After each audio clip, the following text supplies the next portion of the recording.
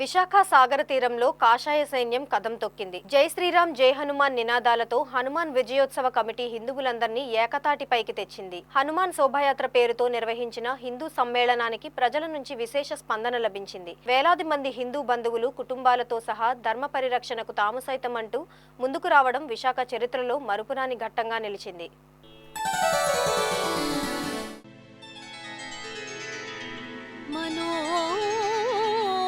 జవం మారుతతుల్య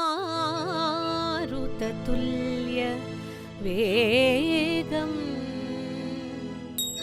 జితేంద్రియం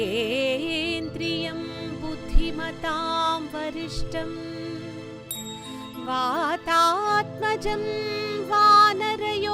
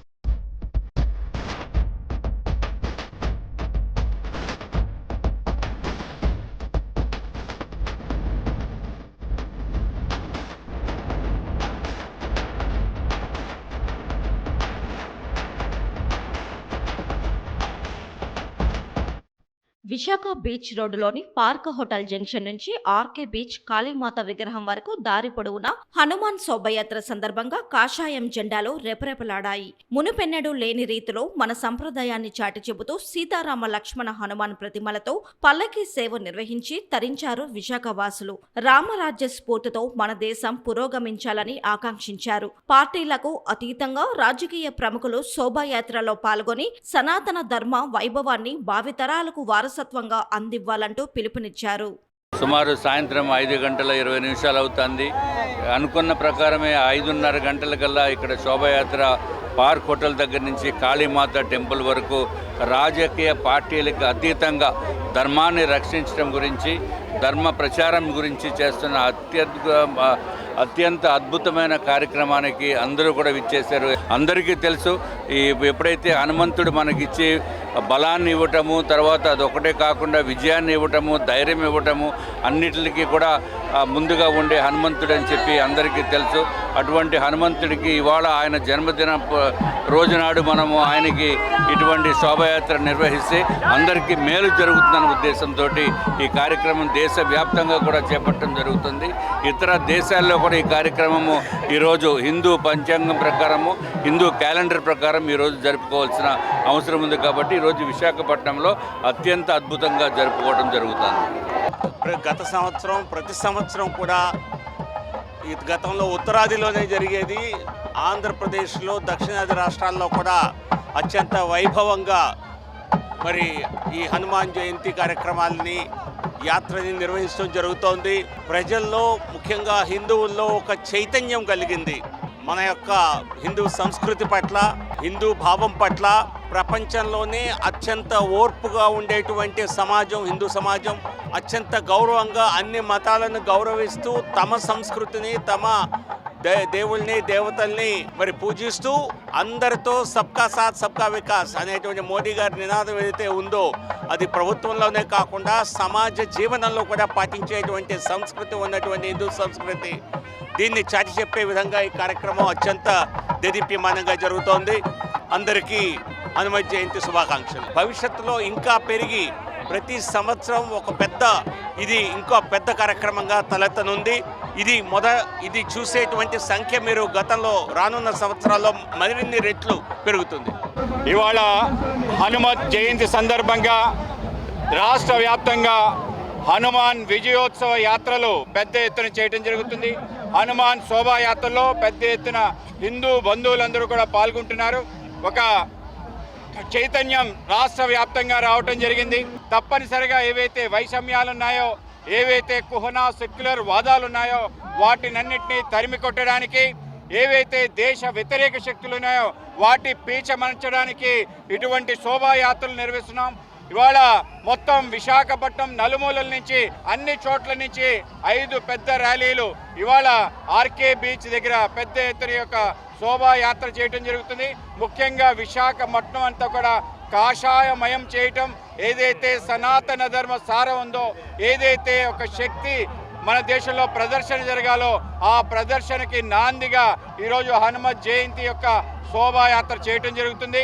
ఈ దేశంలో దేశ వ్యతిరేక శక్తులు ఏవైతున్నాయో వాళ్ళందరికీ కూడా హనుమాన్ యొక్క శక్తి ప్రదర్శన ద్వారా మీరు తస్మాత్ జాగ్రత్త అనే హెచ్చరిక ఇవ్వడం కోసం ఏవైతే జిహాదీ శక్తులు ఉన్నాయో, ఏదైతే కమ్యూనిస్ట్ కోనా సెక్యులర్ వాదులు ఉన్నారో వాళ్ళందరికీ గట్టి హెచ్చరిక ఇవ్వడం కోసమే ఈ యొక్క శోభాయాత్ర చేయడం జరుగుతుంది. దీంతో పాటు ఏదైతే శ్రీరాముని యొక్క భవ్య రామ మందిర నిర్మాణం జరిగిందో, అయోధ్య యొక్క ప్రతిష్ఠ తర్వాత దేశవ్యాప్తంగా హైందవ చైతన్యం వచ్చిందో దానికి ఒక ఉదాహరణగా ఈ యొక్క శోభాయాత్ర జరుగుతుంది. దీంట్లో పెద్ద ఎత్తున హిందూ బంధువులందరూ కూడా జాతి కుల మతాలకు అతీతంగా పెద్ద ఎత్తున పాల్గొంటారు. అందరూ కూడా స్వాగతం సుస్వాగతం చెప్తున్నాం.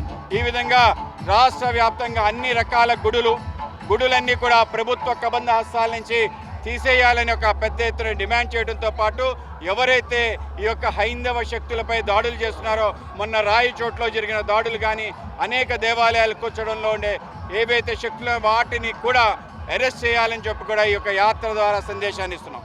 ఈరోజు దేశవ్యాప్తంగా హనుమాన్ జయంత్యోత్సవాలు జరుగుతున్నాయి. అందులో భాగంగా విశాఖ ప్రజలందరూ పాల్గొనడం చాలా సంతోషదాయకంగా ఉంది. హనుమంతుడంటే ఒక ధైర్యం, హనుమంతుడంటే స్వామి భక్తికి నిదర్శనం.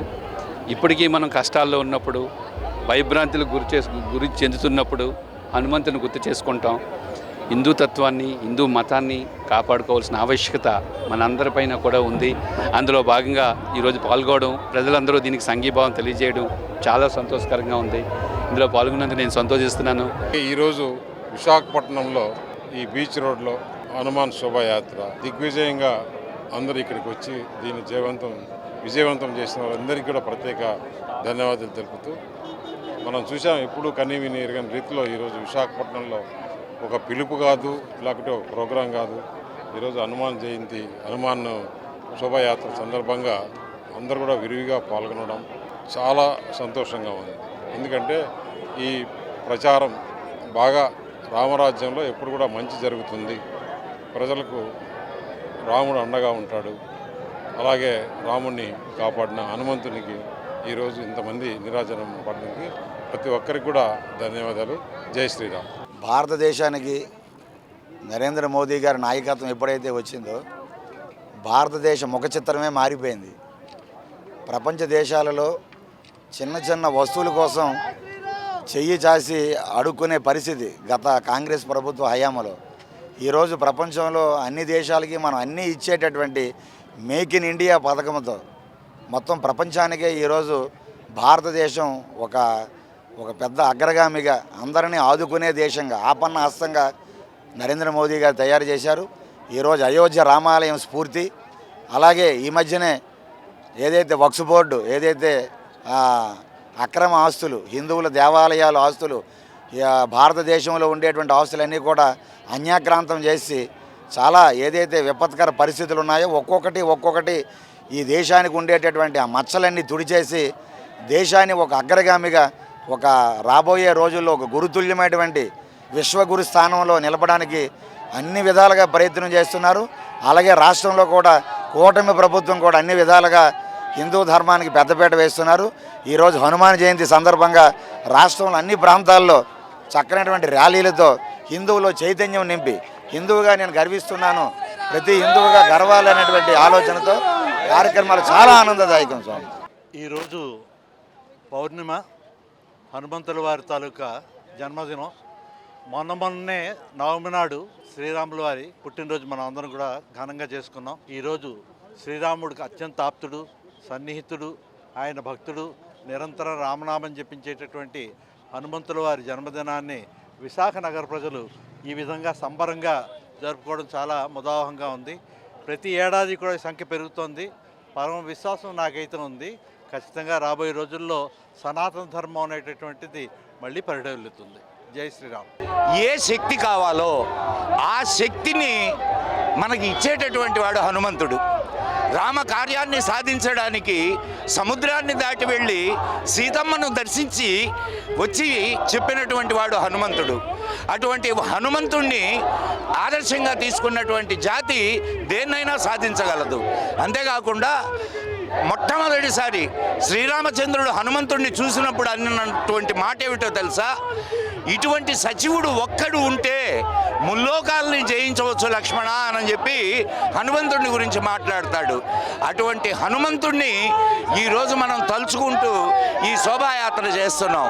నిజంగా ఇది జాతికి నిదర్శనమైనటువంటి శక్తిని కలిగించేటటువంటి ఉద్యమం, హిందువుల్లో చైతన్యాన్ని తీసుకొని వచ్చేటటువంటి ఉద్యమం. విజయుడి పతాకం మీద నిలబడి 11 అక్షౌహిణుల సైన్యాన్ని మట్టి కలిపినటువంటి మహావీరుడు ఆంజనేయుడు. ఆయనకు విజయుడికి విజయాన్ని చేకూర్చినటువంటి వాడు హనుమంతుడు. అటువంటి హనుమంతుడిని మనం ఆదర్శంగా తీసుకుంటే ఏ కార్యాన్నైనా సాధించగలం. ఏ కార్యమైనా ఎందుకు రామకార్యాన్ని సాధించాలి. రామకార్యం ఏమిటి? రామకార్యం రామరాజ్యం. రామం రాజ్యం ఉపాసీత్ అని అంటాడు వాల్మీకి రామాయణంలో శ్రీరామచంద్రుడు. అటువంటి 11,000 సంవత్సరాలు శ్రీరామచంద్రుడు రాజ్యాన్ని ఎలా పరిపాలించాలో చూపించాడు. తర్వాత వచ్చినటువంటి నాయకులందరూ కూడా రామరాజ్యం కావాలి, రామరాజ్యం కావాలి అని అన్నారే కానీ గాడ్సే రాజ్యం కావాలి, ఇంకొకటి రాజ్యం కావాలి అని అనలేదు. కాబట్టి మనం హనుమంతుడిని ఆదర్శంగా తీసుకుంటాం, రాముడిని కొలుద్దాం, దేశాన్ని నిలుపుదాం. ఈరోజు హనుమాన్ జయంతి సందర్భంగా విశాఖ నగరంలో చాలా కోలాహలంగా ఇక్కడున్న చుట్టుపక్కల గ్రామాలన్నీ కూడా దగ్గర 15,000 మంది ఈరోజు విశాఖ బీచ్ రోడ్లో పార్క్ హోటల్ నుంచి కాళీమాత దేవాలయం వరకు ఇక్కడ ఒక ర్యాలీ లాగా మేము అందరం చేయడం జరిగింది. మనందరికీ తెలుసు సనాతన ధర్మం యొక్క ప్రాముఖ్యతను చాటుతూ ఎల్లవేళలా ఎప్పుడూ ఉండేది మన సనాతనం అన్న ఒక దీనిలో మహాబలవంతుడు చిరంజీవి అయిన ఆ ఆంజనేయుని జయంతి రోజున ఈరోజు మన పెద్దవాళ్ళందరూ కూడా ఇక్కడ మాతో పాటు ఇక్కడ ఎంపీ సీఎం రమేష్ గారు, అలాగే మాజీ ఎంపీ జీవీఎల్ గారు, అలాగే ఇక్కడున్న విష్ణుకుమార్ రాజు గారు ఎమ్మెల్యే, అలాగే ఇక్కడున్న నాయకులు, కార్యకర్తలు, భక్తులు అందరూ కూడా పెద్ద ఎత్తున, ముఖ్యంగా బజరంగ్ దళ్ అందరూ కూడా ఇక్కడ ఈ దివ్యమైన ఒక హనుమాన్ యాత్ర, ఈ శోభాయాత్రలో ఈరోజు పాల్గొనడం చాలా ఆనందంగా ఉంది.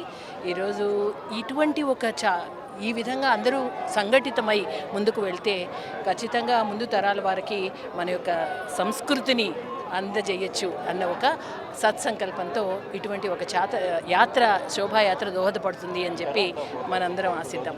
రాను ప్రజలకి తెలుస్తోంది ఈరోజు అసలు సనాతనం అంటే ఏంటి. అందరినీ కలుపుకుపోయేది మనము ఏదైనా ఒకటి చేయాలి అంటే మన ఏ భూమిలో పుట్టామో అందులో మన దేశం యొక్క మూలాల్ని మనం తెలుసుకోవాలి అన్న ఒక ఘనమైన మన దేశం యొక్క ఘన చరిత్ర ఇప్పుడే అందరికీ తెలుస్తోంది. మన వారసత్వంగా వస్తున్న ఒక ధర్మం ఇది తర్వాత తరాల వారు తెలుసుకున్న కొద్దీ ఏమవుతుందంటే ముఖ్యంగా యూత్ అందరూ వచ్చి వేలాది మందిగా ఇక్కడికి వచ్చి జాయిన్ అవ్వడం జరుగుతుంది. అంటే అందరికీ కూడా తెలిసింది. గతంలో ఏంటంటే నేను హిందువుని అని చెప్పుకోవడానికే భయపడే ఒక సందర్భం నుంచి ఈరోజు అవును ఇది నేను హిందూ, ఇది నా భారతదేశం, ఇది నా దేశం, ఇది నా సంస్కృతి, ఇది నా సంప్రదాయం అన్నది ఒక ఘనంగా చాటుకుంటూ అందరూ కూడా ఈ ర్యాలీలో పాల్గొనడం అన్నది శుభదాయకం. శోభాయాత్ర బీచ్ రోడ్డులోని కాళీమాత ఆలయానికి చేరుకున్నాక అక్కడ భారీ హనుమాన్ విగ్రహానికి హారతులు సమర్పించడంతో యాత్ర ముగిసింది.